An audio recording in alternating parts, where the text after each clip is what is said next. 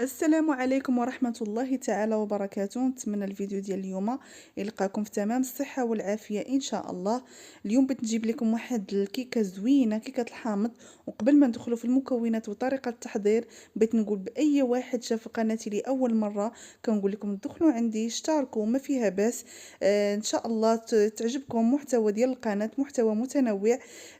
ديروا اشتراك وفعلوا الجرس باش توصلوا بكل جديد.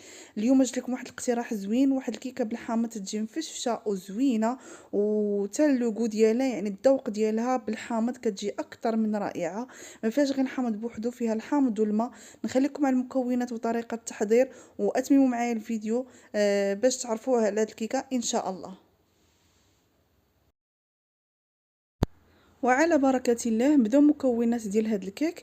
هنا عندي واحد ثلثين ديال الكأس بعصير الحامض. هنا غادي نكملو بالماء، ما ديروش الحامض كله، ديروا ثلثين ديال الكأس عصير الحامض والثلث الاخر كملوه بالماء. عندي 4 البيضات كيف كتشوفوا. هنا واحد قشيره ديال حامضه ومع راس المعلقه ديال الملحه، 4 الخمارات، كاس معامش ديال السنيده وكاس معامش ديال الزيت. كيف تعودتوا انا دائما الكيكه كنستعمل الخلاط الكهربائي. ممكن ديروا الطراب الكهربائي، وممكن ممكن تستعملوا غير الفوي، يعني غير يديكم حتى هما كافيين بالغرض. المهم انا كنضطر، ماشي كنضطر ولكن كتعجبني نخلط كيكه في الخلاط الكهربائي. كنضمن ان هذاك البيض كيتحل وكيطربوا مزيان. وضروري ديروا قشره الحامض. عرفتي هاد الكيكه هادي المذاق ديالها كله تيجي فيه الحامض، تجي رائعه الصراحه. 4 البيضات كيف شفتوا، وكيف عدد البيض هو عدد الخمارات. مهم شديت الكاس ديال الخلاط، درت فيه العصير ديال الحامض مع الماء، ودرت كاس معامش ديال الزيت، كاس معامش ديال السنيده، 4 البيضات، وقريصه ديال الملحه، وقشره ديال حامضه كامله، يعني قشره ديال حامضه كامله. غادي نخلط الكل في المولينكس حتى ينسجموا العناصر مزيان مزيان كيف غادي تشوفوا.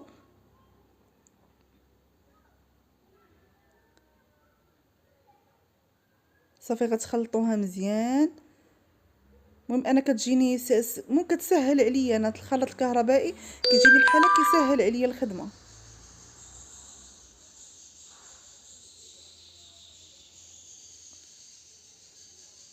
ملي تخلطوا لي المكونات مزيان غنوجد واحد الاناء غادي نفرغ فيه الخليط ديال الكيك ديالي، وغنبدا نزيد في الدقيق بالتدريج بشويه بشويه. شوفوا هنايا عرفتي كي كيجي داك الخليط ملس وداك السنيده كتذوب، يعني بلا كثره تحرك بالفوي. اللي عندكم الخلاط الكهربائي زي ما يمكن لكم تستعنوا به.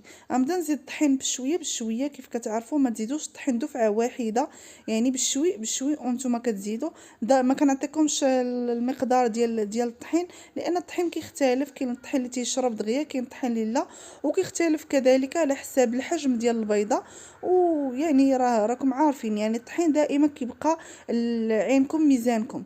صافي كنبدا ندمج في هذاك الطحين بالفوي. راكم عارفين الطريقه ديال الخدمه ديال الكيك. المهم انا هاد الاقتراح غير بغيت نشاركو معاكم وصافي. ما هو كل واحد كل شيء تعرف يصايب الكيك كتختلف غير الطريقه من واحد لواحد. وكل واحد ملي الهدف ديالنا من الفيديو هو نشوفوا الطريقه اللي غتسهل علينا. يعني انا كنشوف فيديو شي اخت يعني كناخذ منها. يعني انا كنعرف صايب كيكه، انت كتعرفي كتصايبي كيكه، كلشي كيعرف يصايب كيكه. ولكن هاد الوقت هادي ولينا كنقلبوا على اي حاجه بسيطه، يعني سهله وزوينه، ويعني ما فيهاش كثره ديال التعقيدات وكثره ديال التكاليف. صافي كنبقى ندمج الطحين كيف كتشوفوا. والخمارات عندي 4 الخمارات. هذا عندي انا مبدأ في الكيك. عدد البيض هو عدد الخميرات كنضيفهم. دائما الخميره انا ما كنضيفهاش هي الاخيره، يعني كنضيفها وسط المراحل. يعني كي كندير الدفعه الاولى ديال الدقيق كندير الخمارات اللي كنكمل بقيه الطحين اللي مازال عندي. صافي كنكب الخميره وغادي نغربلها من طبيعه الحال، لان الخميره كتكون مكوره، يعني باش نتفادى هذوك الكويرات ديال الخميره. صافي ضروري ما تغربلوها. داك الكويرات لا طابو كيطلقوا واحد المروريه خايبه.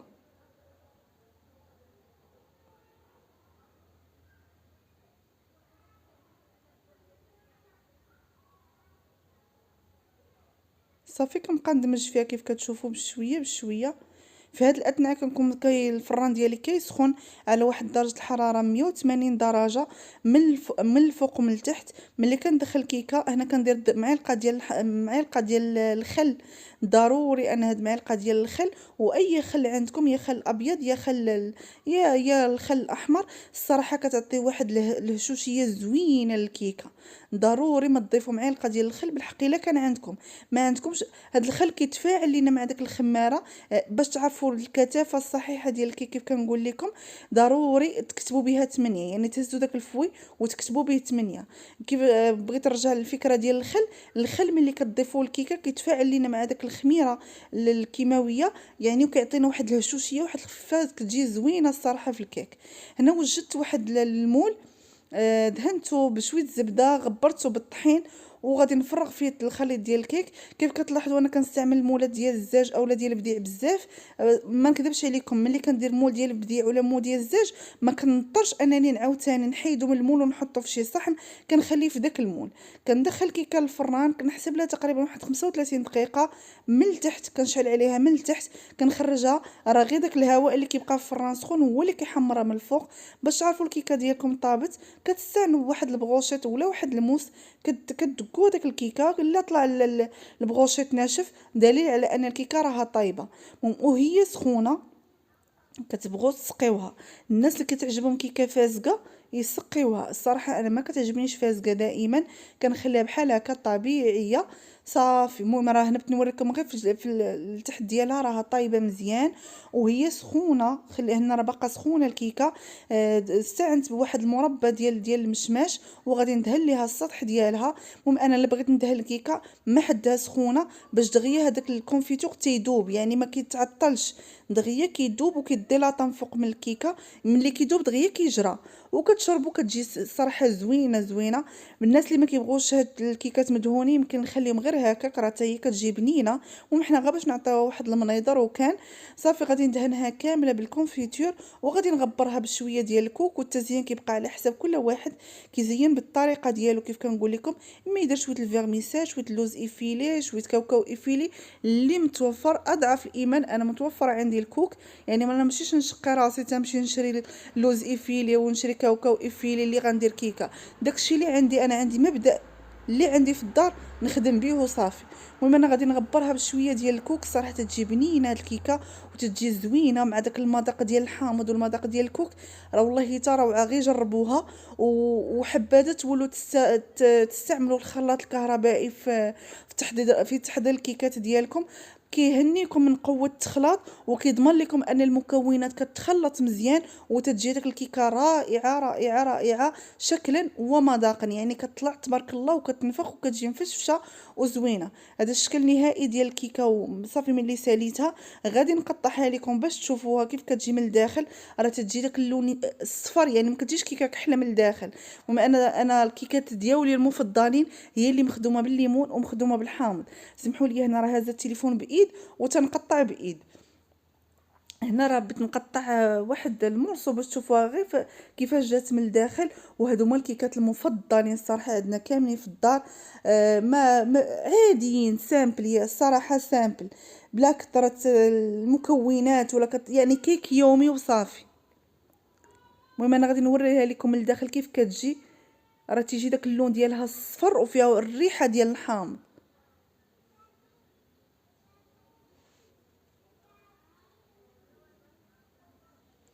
هانتوما اللون ديالها كيف كيجي من الداخل.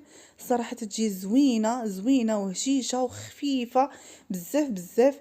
وكان هذا هو الفيديو ديال اليوم. نتمنى انكم تقبلوا عليه وتساعدوني بواحد لايك وبواحد تعليق زوين بحالكم.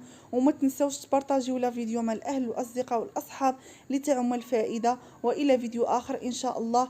ما تنساوش من اللايك، لان داك اللايك ديالكم هي اللي كتحفزنا وكتدعمنا. يعني اللايك راه ما خاسرين عليها والو، راه هي كتزيدنا غير تحفيز، ويعني كتزيدنا غير نبدعوا ونعطوا الاكثر والاكثر ان شاء الله. خليت لكم الراحه وفي امان الله، والى فيديو اخر ان شاء الله. والسلام عليكم.